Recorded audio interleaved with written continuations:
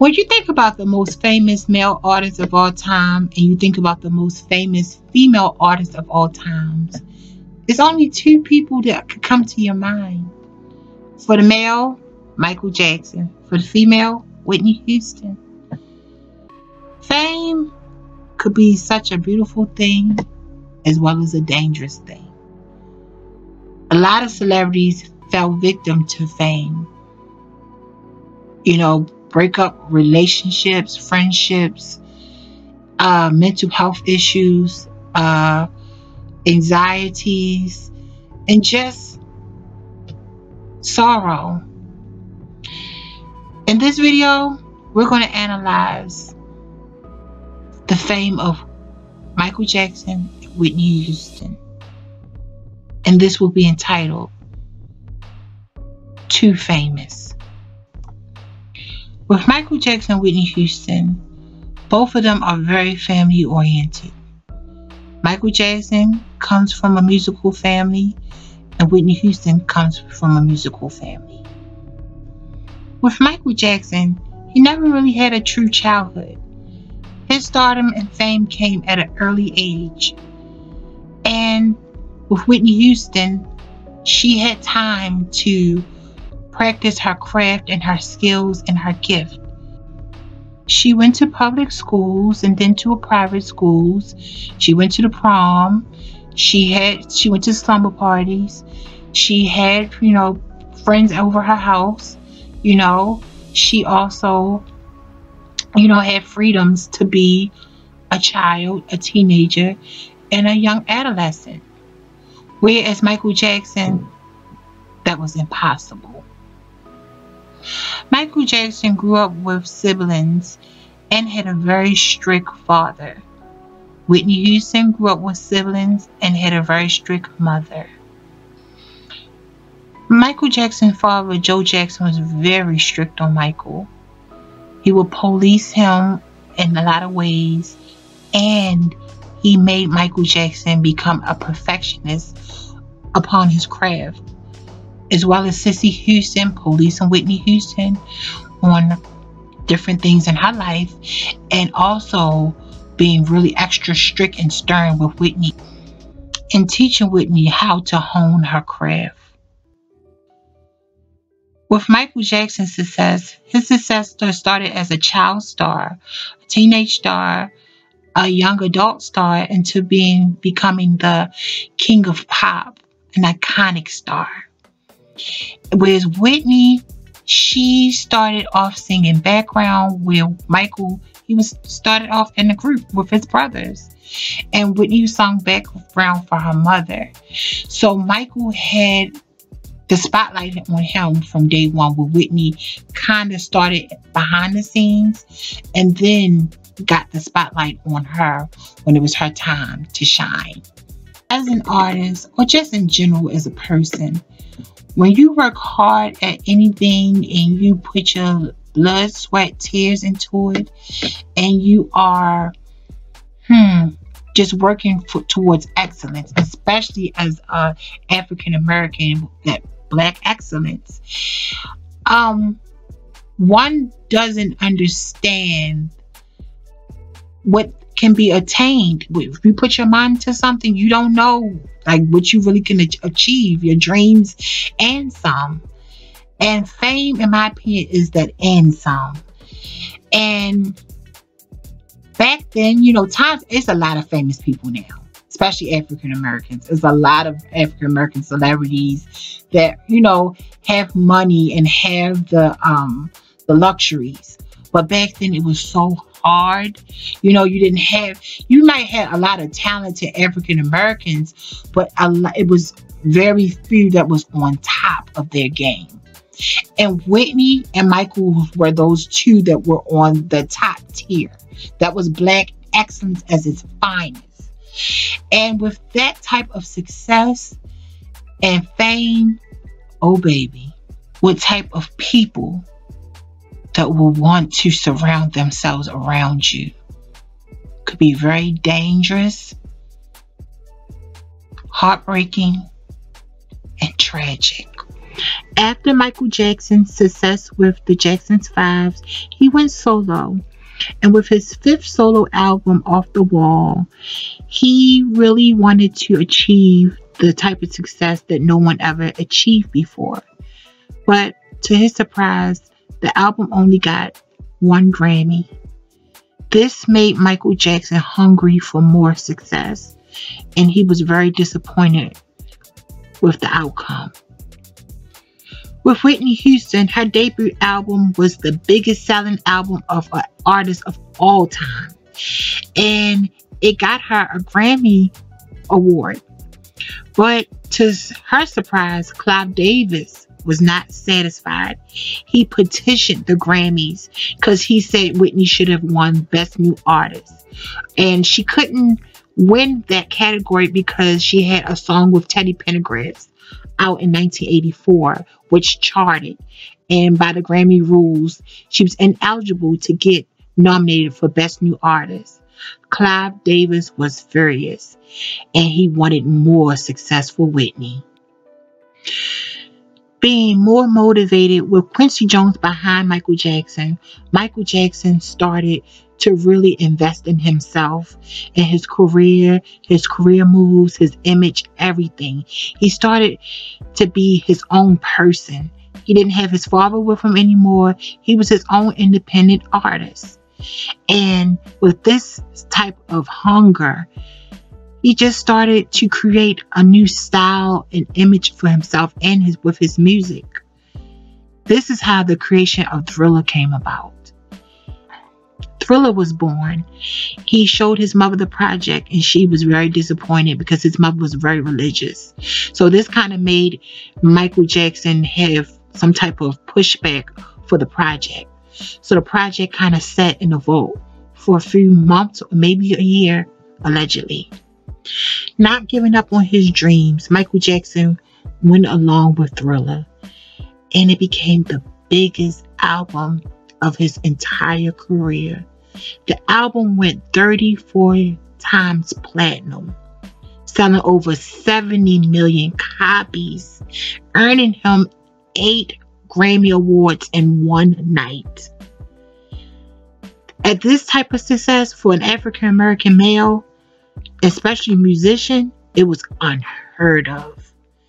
He became an instant icon, an instant overnight icon with that Thriller album, that his life would change for the worse, for the better, and just out of the stratosphere. Something like unhuman-like. Something that's out of space, out of this world type of success. A success that later would be very tragic for Michael Jackson. In a recent Janet Jackson documentary, she said after the success of Thriller, when she finally saw Michael, after the album came out, after the success, she and him was alone at their parents' house, and she said they would always talk every time they would see each other, catching up on old times. And she said she was in the room, and he just sat next to her to the bed and didn't say anything. She said he was changed. He was a different person. She said he was never the same anymore. And people don't understand success can do that to someone. It could just change someone's personality to something that they don't even know a person that they become. They might be more secluded, more isolated, or they might be more boisterous, or it changed your personality. And Michael Jackson's success kind of diminished him and his sister's relationship. Janet and Michael was very close before Michael became extremely famous. Now, with a successful album, Whitney Houston's life was like a fairy tale, a princess. She was like a Cinderella. She could do no wrong. And with this type of success, people start pulling at you. And I just read Betty Marshall book, Young Whitney, and it's an excellent book. If you didn't go out to get it, go get it. And in the book, it says that Whitney, in the beginning was a sweet, innocent girl. She was nice. She was well mannered. But when Betty went to the Greatest Love of All music video shoot, she knew it was a different Whitney. She said Whitney was a superstar. She knows that she got an entourage, people pulling at her. And she said she would never be able to capture the old Whitney versus the superstar Whitney. So Whitney was changing, not in a bad way, not saying she was disrespectful or arrogant or anything, but she was a superstar now. And she could never be old Nippy again. And success was changing her. It was changing her, but it got Whitney bit by bit, not so gradually, like that she just changed overnight. But Whitney was always a sweet person. But success was, stardom. And in Whitney's own words, she says, money don't change people. She said, fame does. Now, with only a few acting roles on sitcoms, the world was ready to see Whitney Houston on film. Clive Davis was very strategic in what movie, films, or roles was chose for Whitney. And after Whitney Houston did the Where Do Broken Hearts music video, an upcoming actor saw the music video, Kevin Costner, and was in love with Whitney, fell in love with Whitney Houston. He contacted Whitney by phone and begged her to be his starring lady in this movie. Whitney didn't give it a second thought. She didn't want to do it at first. She kept saying no. So she gave him a whole year until she said yes to the role. She didn't want that responsibility to being a leading lady for her first role, in my opinion. But Clive Davis read the role and knew this was a perfect role for Whitney. This was a perfect role for his diva. And Clive was right. At the movie testing, Kevin Costner said Whitney Houston came on set with a face full of makeup. By the time she finished reading one line of the script, it was makeup coming all down her face. At this time, Whitney Houston never really did a movie. She did music videos, but she didn't never do film. So she had the wrong type of makeup, and he said the makeup was just melting off her face. And he said she was just scared. And he asked Whitney, what's wrong? And she said, am I good enough? An artist that great still have insecurities. So it shows you that it doesn't matter how famous you are, you still can be human and have insecurities of yourself. The Bodyguard came out, and Whitney Houston also did the soundtrack, which the soundtrack sold over 6 times. It went 6 times platinum, giving Whitney Houston a superstardom of her lifetime. Whitney could do no wrong. She won every award you could think of in 93, 94. The song I Will Always Love You became a #1 household musical hit for Whitney Houston. That type of success, her life would never, ever, ever be the same. Now, with this out of this world success Whitney Houston is having, now she's a wife and a mom. It looks like a fairy tale on photos and footage. But behind the scenes, Whitney was enduring so much emotional pain that the average person would have been giving up. The type of success Whitney was having, she couldn't have no personal time to herself. She couldn't have no personal time to think or to actually breathe without people keep pulling and pulling and pulling. Not as just Nippy, not as just Whitney Houston the star, but Whitney the wife and mom. Both Whitney and Michael are on cloud 9 as artists, achieving the unachievable by the average artist. And behind closed doors, they're suffering anxieties, insecurities. People just won't let them be, especially the tabloids. The tabloids came out in the 80s. And with Whitney and Michael's success during the 90s, the tabloids wore them out every chance they could get. Every week you will see Whitney and Michael Jackson's face plastered on a tabloid with so many far-fetched stories, and some stories were allegedly true and some stories were allegedly way off false. They picked and pried into their private lives like no others. The tabloid, especially the National Enquirer, would invade their lives for years and years and years to come. And even through their passing, they still invaded. With insecurities comes lapse of judgment. Michael had an accident on a video shoot for a commercial, filming for Pepsi, and he had to be rushed to the hospital, and he had to have surgery on his scalp.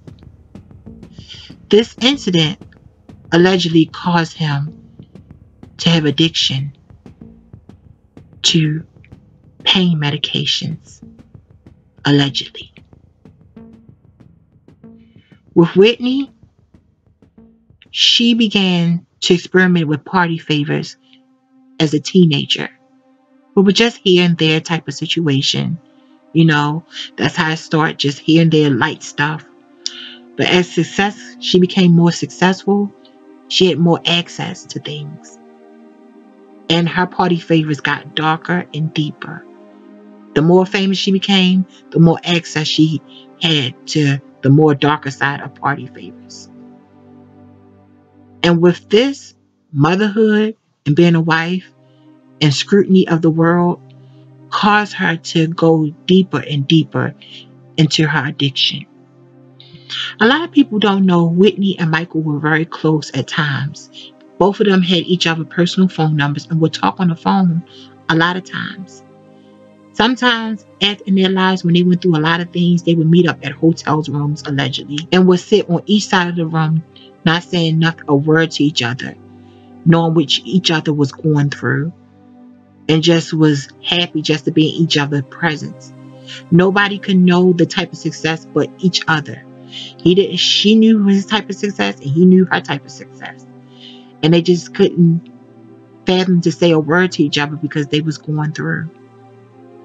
When you're in a lane by yourself, especially black excellence, the same people that will build you up will be the same people that will tear you down. And Whitney Houston's mother will always warn her about that. Michael, so much, I don't think people really warned him. I think both was naive, but I think Michael was a little more naive. And when you are in a lane by yourself and you isolated, you're lonely, you don't have people to relate to you, and people want to start picking you apart. They want to start destroying you. With Michael, his image was always changing, and it's changed to look a little odd. And when people are visual, and so they started saying, oh, so you look weird, so you must act weird. So a lot of allegations and things start coming upon him. And it was so easy and believable that people start believing it. The lawsuits, the criminal cases. And to this day, he was proven innocent. He was never proven guilty, allegedly. Now with Whitney Houston, her marriage to Bobby Brown was very troubling from the beginning. Bobby in and out of jail, in and out of court, with this lady, that lady, allegedly. And Whitney just put up with it. When people know a weakness of a person, in my opinion, Bobby Brown was the weakest link in Whitney Houston's life at that time. People, once they find that weakest link, they start pushing that button, and and keep trying to expose things. And Whitney was not used to that. She was not used to her business being put on Front Street, or people really knowing the facts of a situation, you know? And this made Whitney very insecure about herself. Now, being iconically famous, both Whitney and Michael were manipulated by the people they surrounded themselves with, especially by parties that was never around them in the beginning. It's all these new friends or new staff members and things like that. And both of them were not so cautious. Especially if you're in addiction, you really don't know who to trust. So you wind up trusting the wrong people. And in my opinion, Michael was trusting the wrong staff members, and Whitney Houston was trusting the wrong staff members or associates of staff members, in my opinion. With this type of fame also, you have people that are so fixated about the individual. And it's just so crazy. They'll do anything to get next to the individual. Like in the Janet Jackson documentary, she said she was so guarded with friends that she didn't know if her friends really liked her or was really trying to get to Michael or one of her brothers. So she was so paranoid, like she don't know who to trust. And with Michael, it could have been a staff member or somebody's, could have been trying to plot against him, a friend of a staff member or anything like that. We will never know. And that's how things could be misconstrued or set up. In my opinion, also with Whitney Houston, she might have family members or relatives, and somebody might want to act like they want to go with the family member or relative just to get next to her and do damage to her. So you just never know who you surrounding yourself with and who's going to sell a story to the media. So after the whole Michael Jackson fiasco, Janet really wanted to help her brother, and Michael wanted to do them to do a song together, and they did the song "Scream," which was phenomenal. And Janet said that she thought this was going to be the time they was going to, reunite and, rekindle their brother and sister relationship. So she said the day of, she got there to the video shoot, they kept her isolated from her brother the whole time. They had him on one side and her on another side, and they had a sheet or curtain to separate them two. And she said she was so heartbroken about that. And she knew that their relationship was never going to be the same. And this reminds me of the time Robin, after she left working for Whitney, they were working on the Sunday project together. It was Whitney Houston singing group. And she said when she got to the photo shoot, she was going to see Whitney there, and she said it just wasn't the same. And matter of fact, last time Robin ever saw Whitney Houston was for the Divas duet, and Robin was working and doing the production, and she said everybody was in the dressing room, like new people she never even saw or heard of was all surrounded Whitney. It was like a lot of chaos, and she really couldn't have a special time with her friend. And it's just crazy how stardom can change people's lives, especially towards people and family and friends that knew you before the others knew you. It's just crazy. Everybody want a part of that famous person. In conclusion, both of these very talented artists were enslaved artists, in my opinion, of their true artistry, their geniusness. They never had free time to be themselves. And the breaks they had, they were very unhealthy. Very unhealthy breaks when they left from the media. secluded, isolated, insecure, and being addicts. What's that saying? God only puts on you what you can handle. I think God knew, in my opinion, that Michael couldn't handle it anymore and Whitney couldn't handle it anymore. He didn't want any more chaos and destruction in their lives. Both individuals passed under weird, eerie circumstances that only they know and God know what truly happened. The moral of this video is be careful with fame. I know a lot of us have dreams of becoming a big star, a big anything. Be careful with it because you don't know what's on the other side of that mountain.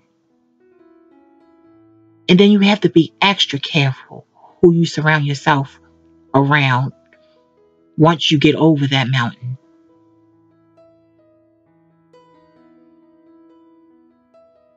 Let this be a lesson to anyone that wants fame.